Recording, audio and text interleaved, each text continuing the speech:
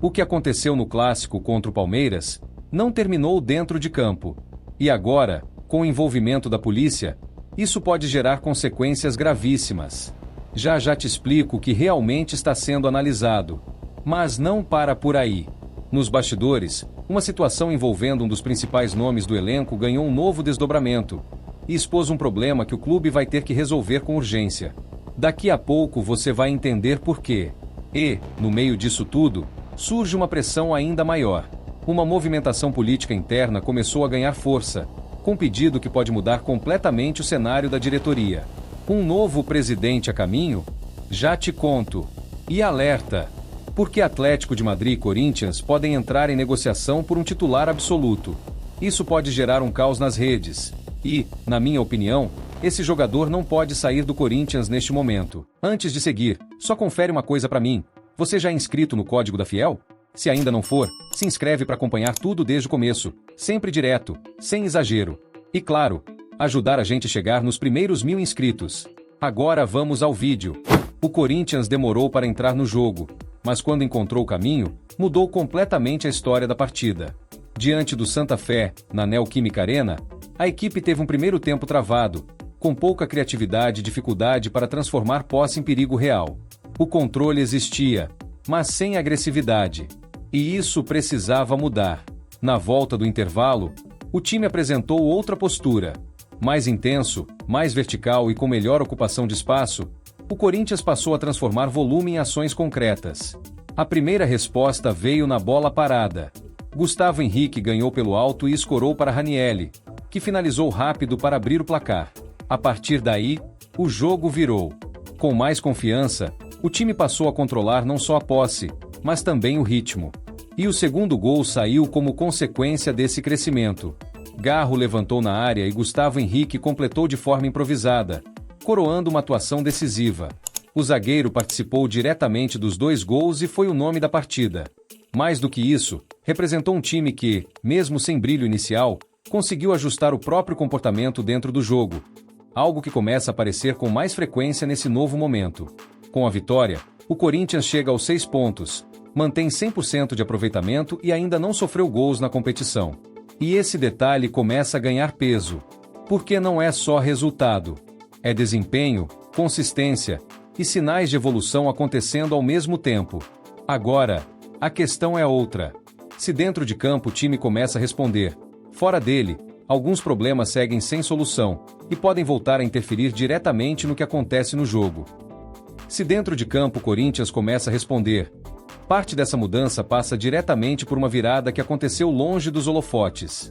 Rodrigo Garro voltou a ser protagonista, e isso não foi por acaso. Após um período de baixa, em que acumulava jogos sem participação direta em gols, o meia encontrou um ponto de ruptura logo nos primeiros contatos com Fernando Diniz. E não foi uma conversa comum. Garro abriu o jogo, expôs o momento, falou sobre o que vinha sentindo, e encontrou do outro lado um treinador que transformou isso em prioridade. Diniz não apenas ouviu, ele interveio. E a resposta foi imediata. Mais ativo, mais agressivo nas ações e com liberdade para assumir o jogo, o camisa 8 passou a influenciar diretamente o funcionamento da equipe. Contra o Santa Fé, participou da construção ofensiva e ainda contribuiu com assistência, sendo decisivo no resultado. Os números deixam isso ainda mais claro. Nos 2 jogos sob o comando de Diniz na Libertadores, Garro criou 9 chances de gol e distribuiu 3 assistências. Um contraste direto com o momento anterior, em que a produção praticamente desapareceu. Mas a virada não ficou restrita ao campo. Nos bastidores, o meia chegou a avaliar possibilidades de saída. Ouviu cenários, analisou o mercado e considerou caminhos fora do país. Havia movimento, mas a decisão foi outra. Garro optou por permanecer. A avaliação foi direta. Nenhum cenário oferecia, neste momento, mais protagonismo ou estabilidade do que ele já possui no Corinthians. E isso muda o contexto, porque em meio a dúvidas e pressões que ainda cercam o clube, surge uma resposta clara dentro do elenco, de um jogador que, até pouco tempo, simbolizava justamente a falta dela. Nem tudo o que aconteceu no clássico ficou restrito ao jogo. A expulsão do volante André, após um gesto obsceno diante do Palmeiras, rapidamente mudou o clima da partida e ampliou a tensão dentro de campo. O lance foi revisado pelo VAR, resultou em cartão vermelho e aumentou ainda mais o peso de um confronto que já era carregado. Mas o desdobramento fora das 4 linhas foi o que mais chamou a atenção. Fernando Diniz decidiu se posicionar. De forma direta, o treinador saiu em defesa do jogador. Disse que, na leitura dele, o gesto não foi direcionado a ninguém e reforçou a confiança no que ouviu do próprio atleta. E foi além. Afirmou que coloca as 2 mãos no fogo por André. Em um cenário de exposição, a escolha foi clara: proteger. Diniz tratou o episódio como algo isolado, destacou o perfil do jogador e evitou que a situação ganhasse uma dimensão ainda maior dentro do grupo. Internamente, o clube seguiu outro caminho. O Corinthians aplicou multa ao atleta e tratou o caso de forma administrativa, mantendo um padrão recente em situações semelhantes. Houve punição, mas sem transformar o episódio em crise. E isso começa a revelar um comportamento. Mesmo com episódios de pressão surgindo com frequência, o Corinthians dá sinais de que tenta controlar o ambiente antes que situações pontuais se tornem problemas maiores. Enquanto o Corinthians tenta ganhar estabilidade dentro de campo, fora dele, a situação segue em outra direção. Um pedido de impeachment contra o presidente Osmar Stabile foi protocolado no Conselho Deliberativo, aumentando ainda mais a pressão nos bastidores. O documento, assinado por conselheiros e associados, pede a abertura imediata do processo e o afastamento cautelar do dirigente. A justificativa envolve supostas violações ao estatuto e à condução administrativa do clube. Mas o ponto mais delicado está na parte financeira. O acordo firmado com a Procuradoria-Geral da Fazenda Nacional, para equacionar uma dívida bilionária, teria utilizado o Parque São Jorge como garantia. Uma decisão que gerou forte reação interna e levantou questionamentos sobre os riscos envolvidos. Além disso, o pedido também cita a falta de transparência da gestão, com alegações de que solicitações feitas por membros do clube não teriam sido respondidas. E a pressão cresce.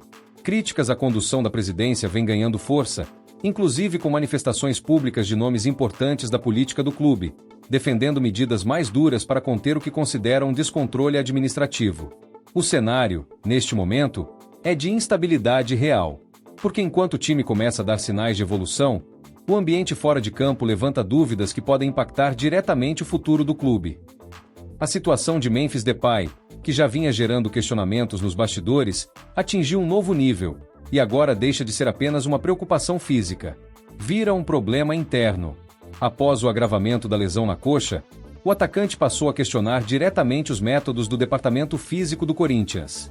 A leitura do staff é clara: houve falha no processo de recuperação. E isso mudou o ambiente. Nos bastidores, Memphis não esconde a insatisfação. A confiança no trabalho do clube foi abalada, e o comportamento passou a refletir isso. Não é mais um desconforto pontual. É ruptura. O camisa 10 passou a ignorar parte das orientações internas e buscou alternativas fora do clube para assumir o controle da própria recuperação, com foco total em acelerar o retorno e garantir melhores condições físicas. O movimento não avançou, mas o desgaste ficou. Porque quando um jogador desse nível passa a questionar abertamente a estrutura do clube, o problema deixa de ser técnico e passa a ser institucional. Agora, a situação exige gestão. O executivo Marcelo Paz tenta reconstruir o diálogo e evitar que o desgaste evolua para algo maior. A missão é recuperar a confiança antes que o cenário se torne irreversível. E esse é o ponto central. Porque enquanto o Corinthians começa a responder dentro de campo, um dos seus principais nomes vive uma crise silenciosa, que ainda pode ganhar proporções maiores. Enquanto o Corinthians tenta se reorganizar em meio à pressão, o mercado já começa a se movimentar em cima de uma das peças mais valiosas do elenco. Breno Bidon entrou no radar de um clube que não costuma observar por acaso. O Atlético de Madrid acompanha de perto o meio-campista e prepara o cenário para uma possível investida na próxima janela. O interesse ainda é inicial, mas tratado como concreto nos bastidores. E não é recente. O jogador vem sendo monitorado há meses, com relatórios constantes sobre desempenho e evolução. A ideia é clara: esperar o momento certo para avançar com uma proposta que force uma decisão. E esse é o ponto. O Corinthians já recusou uma oferta próxima dos 100 milhões de reais pelo atleta, o que eleva o patamar da negociação e muda completamente o contexto de qualquer nova investida. Porque Bidon deixou de ser promessa. Hoje, é peça ativa do elenco e, ao mesmo tempo, um dos ativos mais valiosos do clube. E é exatamente aí que o cenário ganha peso. Diante de um ambiente pressionado financeiramente e instável nos bastidores, Uma proposta alta deixa de ser apenas oportunidade. Vira dilema. Segurar e apostar no projeto esportivo, ou vender e aliviar parte da pressão fora de campo. O movimento ainda não aconteceu, mas o contexto já coloca o Corinthians diante de uma decisão que pode definir mais do que uma negociação, pode definir o rumo do elenco. O clássico contra o Palmeiras ainda não terminou. O que aconteceu dentro de campo agora tem desdobramentos fora dele, e com potencial de impacto direto para o Corinthians. O clube entregou à polícia as imagens internas da Neoquímica Arena que registram a confusão no túnel de acesso aos vestiários após o fim da partida. O episódio envolve jogadores, membros das comissões e seguranças das duas equipes, em um cenário que saiu do controle e agora passa a ser investigado oficialmente. E o caso pode avançar. A situação já chegou ao Superior Tribunal de Justiça Desportiva, com denúncias envolvendo o Corinthians, o Palmeiras e atletas alvinegros. Entre as possíveis punições está a perda de mandos de campo, um fator que pode interferir diretamente na sequência da temporada. Mas há um ponto ainda mais delicado. Existe investigação sobre um possível caso de racismo contra o goleiro Carlos Miguel, registrado em vídeo. A polícia trabalha na identificação do responsável pelas ofensas. É um cenário que exige cautela, porque além das consequências esportivas, há um tema sério sendo apurado, que ultrapassa o futebol e precisa ser tratado com responsabilidade. E, ao mesmo tempo, reforça o momento. O clássico não terminou no apito final, e seus desdobramentos agora colocam o Corinthians diante de mais uma pressão que pode impactar diretamente o clube fora de campo. E enquanto o cenário principal segue marcado por decisões e tensões, o Corinthians também volta a olhar para o que está sendo construído. Agora, na base, o time sub-20 entra em campo para um clássico contra o Santos, em um confronto direto que pode mexer com a parte de cima da tabela do Campeonato Brasileiro da categoria. O momento é positivo. A equipe vem mostrando regularidade, bons resultados e evolução coletiva. Do outro lado, um adversário que também vive boa fase, o que aumenta o nível de exigência da partida. Mas o ponto vai além do resultado. Esse tipo de jogo começa a mostrar quem está pronto para dar o próximo passo. Jogadores que lidam com pressão, tomam decisões e se destacam em cenários mais exigentes passam a entrar no radar de forma diferente. E isso ganha ainda mais importância agora. Porque em meio a um elenco profissional que ainda busca estabilidade, a base deixa de ser apenas formação e passa a ser observada como possibilidade real. Não como solução imediata, mas como parte do caminho. O time do Corinthians consegue uma gordura importante na Libertadores da América, mas você olha para o Campeonato Brasileiro e o time está um pouquinho acima da zona do rebaixamento. É um dos ataques menos efetivos da competição, mas só que você tem uma missão de trazer o Rodrigo Garro novamente na sua efetividade. Com esse número reduzido de gols sofridos, a articulação de jogadas te preocupa ainda porque o time do Corinthians fica maior tempo com a bola. Isso acontecia também com o Dorival. Mas o time chuta pouco no gol. Para você, a armação de jogadas e esse número reduzido de gols marcados, isso te preocupa? É um dado para a gente analisar. Eu acho que hoje a gente, embora tenha finalizado um pouco menos do que deveria, porque eu concordo com a análise, a gente foi muito agressivo, a gente foi perigoso, a gente começou a chegar com bastante gente na área, com cruzamentos, e desses cruzamentos resultam escanteios, que resultam gols. Então, o Corinthians sempre teve muito mais perto de ganhar o jogo do que empatar ou perder. E no segundo tempo, mais do que no primeiro tempo. Existe uma tendência, eu acho que natural do trabalho, com a fluência que vai ter, da gente ter um número maior de gols com bola em movimento e de elaboração maior de jogadas para ter um término mais efetivo. Então, acredito que com o tempo, mesmo com pouco tempo de treino que a gente tem, porque treinar é jogar, treinar tudo que dá, no espaço pequeno que tem, fazendo correções e estimulando os jogadores para a gente fazer essas correções. Eu concordo com o número de gols que a gente tem que aumentar. Eu acho que a defesa, que também estava sendo vazada em muitos jogos, 3 jogos sem tomar gol. Eu acho que isso é uma coisa fundamental para uma equipe que quer chegar na frente, principalmente no Campeonato Brasileiro. Então a gente tem que passar a fazer mais gols sem piorar a defesa, ao contrário, e melhorando o repertório defensivo, jogo após jogo, para a gente estar mais perto das vitórias.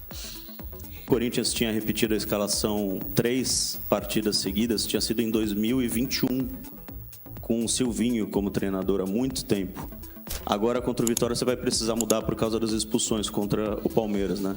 Mas você acha que daria, se não fossem as expulsões, uma quarta vez? Tem um limite em que os jogadores aguentam atuar? Eu digo isso porque, é claro, comparando com outros técnicos que estão mudando bastante os jogadores, é interessante você estar repetindo o mesmo time nesses primeiros jogos. Obrigado. Eu tenho um tipo de pensamento em relação a isso diferente, eu acho, da maioria. Eu respeito muito os dados fisiológicos, mas o jogador não é só um monte de osso e de músculo. Tem outras coisas que são, muitas vezes, até mais importantes. A maneira como os jogadores se conectam, a vontade de jogar, o momento que eles vivem. E se não tivesse ninguém suspenso, teria chance de repetir uma quarta vez. E a lesão e baixo rendimento tem um componente biológico, mas tem outros componentes que eles são muito desprezados porque eles não são quantificados, as pessoas não têm como mensurar. O medo, a coragem, a alegria, o entusiasmo, essas coisas não têm mensuração. E, sinceramente, essas coisas são o que mais me interessam. E você consegue se aproximar, mas de acertar essas coisas na conexão com os jogadores, perguntando, convivendo, estimulando e respeitando. É uma coisa, para mim, tem a parte que mede e a parte que sente. E eu acho que o futebol e a vida, para mim, é uma coisa mais do que de medir. E então, eu sempre moldo meus trabalhos dessa forma, jamais desprezando o que a biologia está mostrando, mas integrando outros componentes para tomar as melhores decisões. E essas foram as notícias do Corinthians de hoje. Agora é acompanhar os próximos capítulos, porque esse cenário ainda está longe de se resolver. Se inscreve no canal para não perder nada. Até o próximo vídeo.